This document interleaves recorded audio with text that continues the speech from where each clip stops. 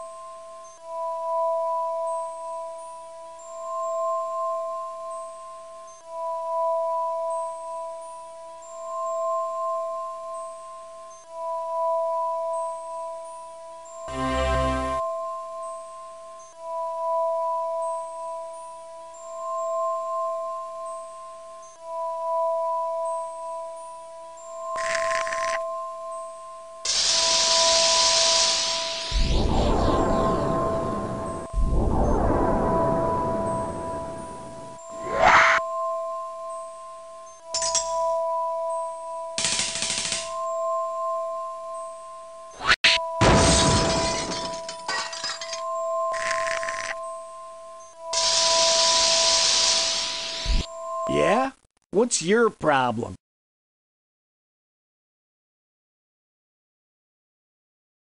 Well, nothing. Not if you're gonna be so rude. Let me tell you something. I'm overworked and I'm bored. I just got another order for 24 standard glass mugs for Lugnut. You think I look forward to that? Do the math. That's 1,728 mugs. All the same, all the usual, all boring all the time. So I'm rude? Hey, you'd be too. Yeah, what is it? Can I help you? I wonder if you can make me a camera lens. Yeah, probably. But can I ask what for?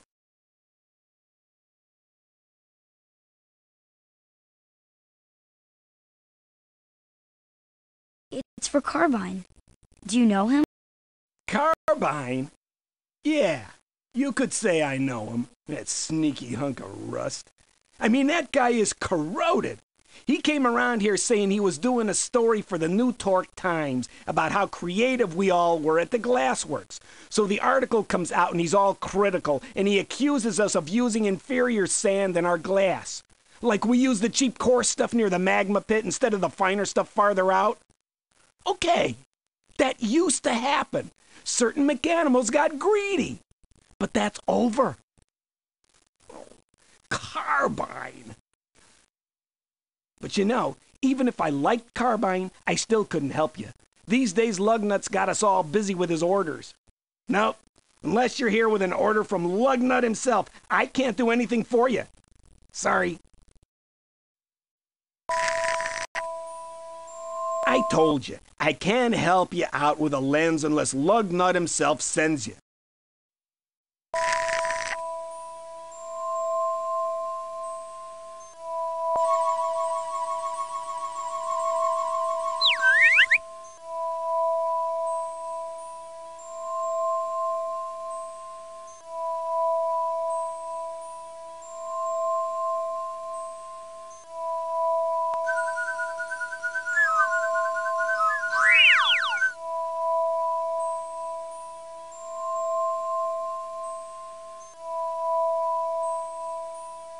Well, hello.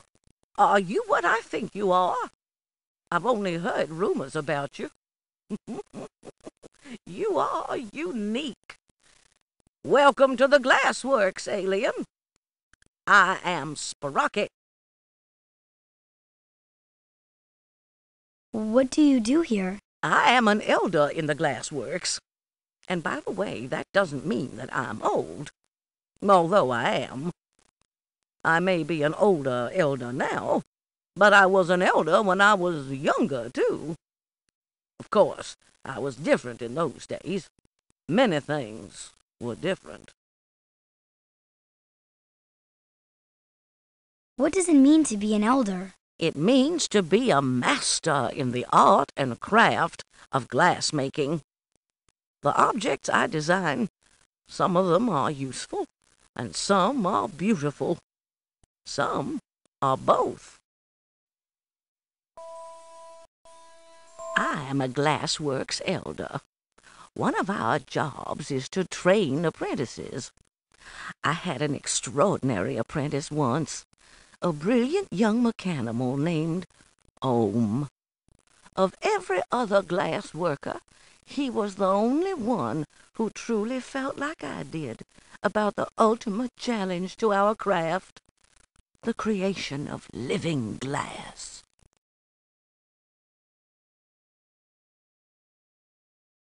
What in the world is living glass? Glass is the miracle substance of the mechanimal world. And I had some theories about how to actually transfer our life force, our minds, into it and make glass itself come alive. Did you see that glowing orb while you were at the oracle? In Mechanimals, its light stirs an ancient memory.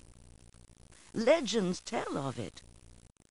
Now, if you go look in the sculpture garden, you'll see a magnificent sculpture that almost gives us that same feeling. Aaah, my brilliant apprentice Aaah, and I made that.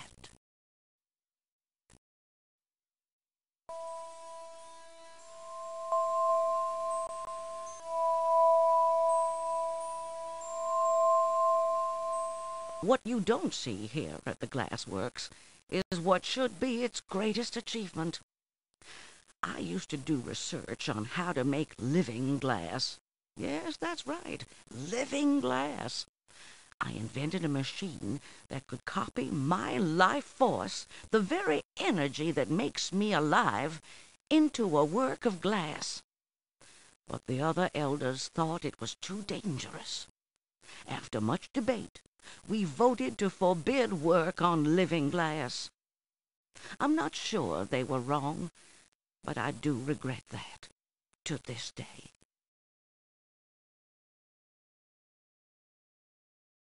Copying your life force? How is that possible? With Mechanimals, it's not so strange. Our brains are in circuit boards in our heads. Those patterns can be read and copied and then transferred into specially prepared glass. I mean, I assume you know that computer chips and glasses are made from the same material. right? Silicon. So the transfer isn't as unlikely as you think. The glass then comes to life. But at what price? The copying experiment has been tried once. It should have been the greatest triumph of my life as a glassworker. And it was the worst tragedy I ever saw. I blame myself.